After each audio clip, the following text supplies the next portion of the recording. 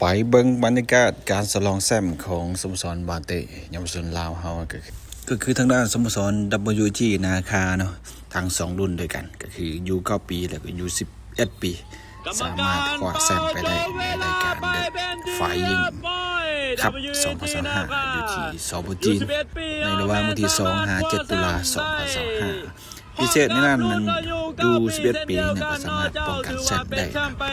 เพราะว่าปี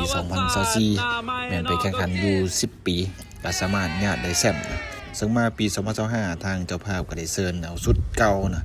มาแข่งขันอีกแต่ปีนี้จะเลื่อนมาเป็นอยู่11 ปีแต่ก็บ่เฮ็ดให้ชาวลาวผิดหวังสามารถคว้าแชมป์ป้องกันแชมป์ได้สำเร็จนะสำหรับอยู่11 ปีนะเดี๋ยวไปเบิ่งผลงานในรอบชิงชนะเลิศกันแน่นะก็คือทางด้านWG นาคาหุ่นยนต์บ่เกิน9 ปีก่อนเนาะก็สามารถเอาชนะสโมสรจีนนาน F90 ไป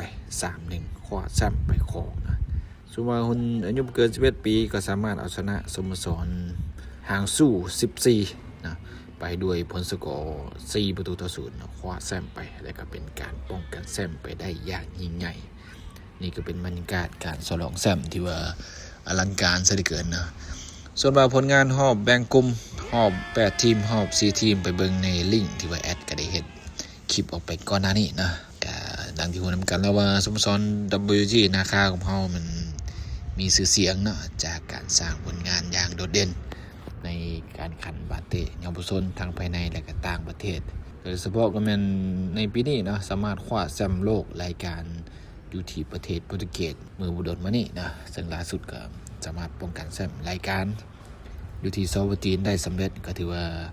ลงแข่งขันรายการใดก็สามารถมีแชมป์ติดไม้ติดมือมานะเกือบทุกรายการก็ได้ถือว่าโดดเด่นดีๆรักษามูลเสื้อเด้อ WG นาคา